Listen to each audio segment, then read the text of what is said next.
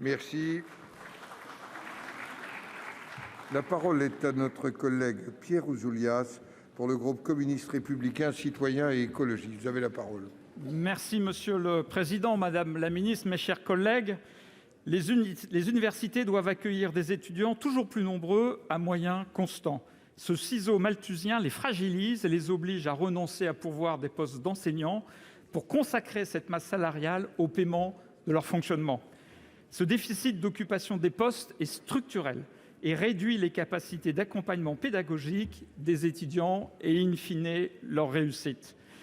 L'université de Nanterre aurait besoin d'un budget de fonctionnement de 25 millions d'euros alors que sa dotation est de 11 millions d'euros. Pour ne pas renoncer à la création d'une trentaine de postes indispensables, son conseil d'administration a voté ce lundi à une très large majorité un budget en déficit de près de 3 millions d'euros.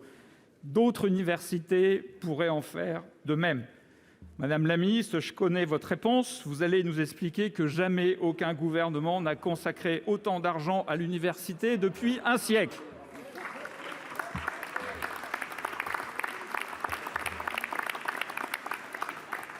Ma question est donc simple.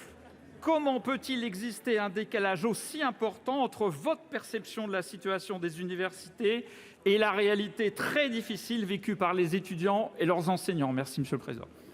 Pour vous répondre, la parole est à la ministre de l'Enseignement supérieur, de la Recherche et de l'Innovation.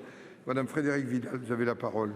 Merci, Monsieur le Président. Mesdames les sénatrices, Messieurs les sénateurs, Monsieur le sénateur Ouzoulias, je ne vais pas dire quelque chose qui ne correspond pas à la réalité. Si le Sénat avait examiné le budget pour 2022, il se serait rendu compte qu'entre 2017 et 2022, c'est plus 1 milliard d'euros sur le programme 150, Université et recherche universitaire.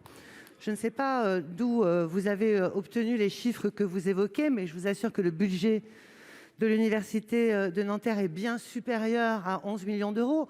11 millions d'euros, c'est ce que nous avons ajouté au budget de l'Université de Nanterre depuis 2017. Et tout à fait au fait de cette situation particulière de fragilité qu'a l'Université de Nanterre, en fin de gestion, et le président en est informé, nous avons décidé de conférer 2 millions d'euros supplémentaires à l'Université de Nanterre pour l'année 2022. Donc, vous voyez, monsieur le sénateur Ouzoulias, il ne s'agit pas de paroles, il s'agit de faits qui sont vérifiables par tout le monde. La notification, le président en est informé et nous continuerons à accompagner les établissements. Dernièrement, avec le Premier ministre, nous avons annoncé 100 millions d'euros supplémentaires pour soutenir les innovations pédagogiques.